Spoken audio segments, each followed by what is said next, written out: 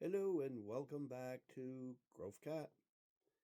Today we're diving into the world of crystals, and more specifically, how their vibration can actually totally shift your energy.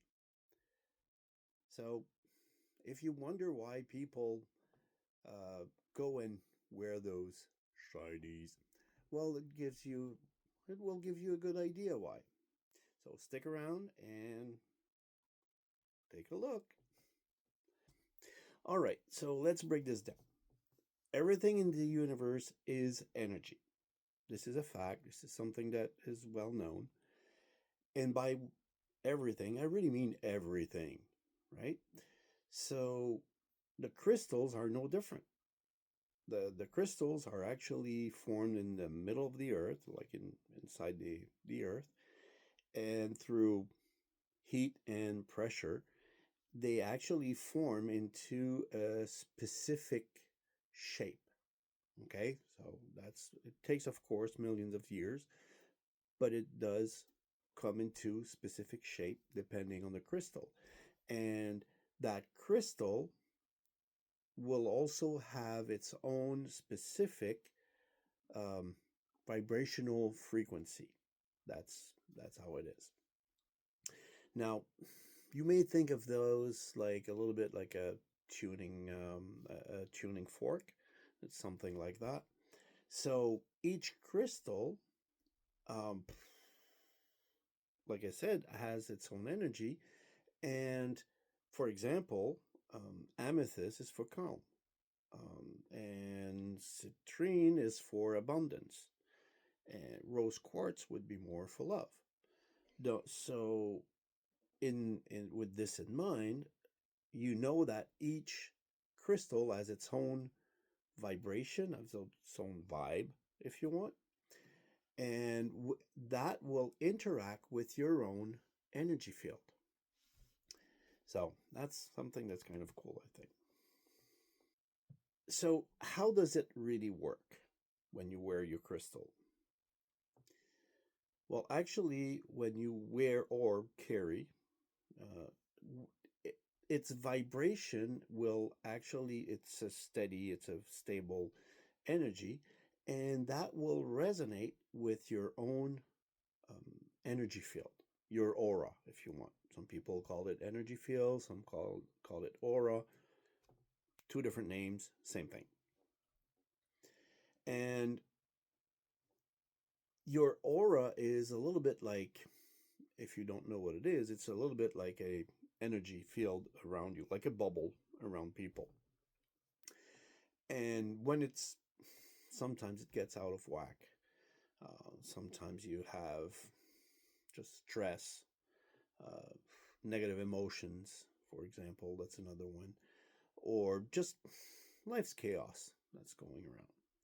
So crystal will help you by kind of acting like energetic anchor in a way. So it brings balance and alignment. For example, wearing rose quartz might help you feel a little bit more um, open to love and compassion, right? So that's a good one. Because the reason why it does that, it's because it actually resonate with your heart chakra. So that's a good one. Black tourmaline, for example, will be more like an energy field, like a shield, if you want, to your energy field. And it actually helps to deflect the negative energy. So this is not um, magic or something. Ooh, no, no, no. It's resonance. That's what it is. So the body will adjust to whatever resonance that's around it, right? So that's why when you have negative energy around, well, your body will react to that. And when you have the crystals that will stabilize them, that's what's that's the purpose of this, right? Of those crystals that you're wearing them for. Now, I know I know some people will go and say, no, no, no, no, no. This is completely stupid. This is out of what? This is woohoo, whatever they want to call it. Well, and I get it. I get it. It's something because I when I say this, I'm talking about science and spirituality. There's both in that. And you can see the link below. I've posted a few studies that were done with different crystals. So that will give you the scientific part of it. But when you're talking spiritually, well, people have worked with crystals for centuries. And the key to it, like they've worked with different things, okay, but specifically healing. There's a lot of healing that was done with crystals. And the main key of this is intention. What I mean by that is that you wear your crystal with a purpose. Like, for example, I want to feel more grounded. That's would be one intention that you want. So you're turning into the energy, right? That will get you grounded, and it sets your mind to align with that goal. So it's kind of a reminder of, well, stay connected to your higher self type of deal. So it works in that way with that. So how can you make the most? And this is something that is really important also. What is the most um, you can make? Like, how do you make the most of your crystal? Simple as that. Well, there's three tips for this.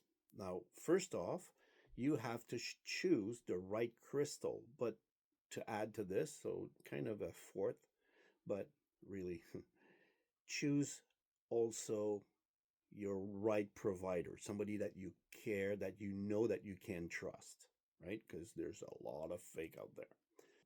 How can you make the most of your crystals? Well, there's three tips for this. First off, choose the right crystal. That's the first one.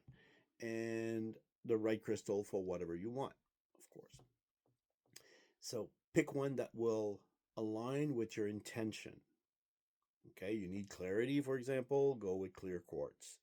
You want protection, maybe go for obsidian. And to add to this, I would say be sure that your crystal provider, wherever you buy your crystal, that you trust that person and you trust that whatever is there is actually the real thing, the real deal. The second tip would be cleanse and charge your crystals. By the, I have a video on this, right? So you can just go and check. There's another video that show you how to actually cleanse and charge your crystal. But in short, just going to go short with this.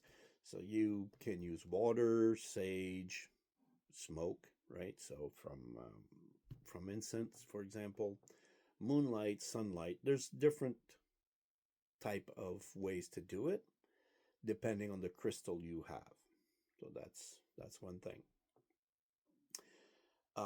The third tip is wear it with intention.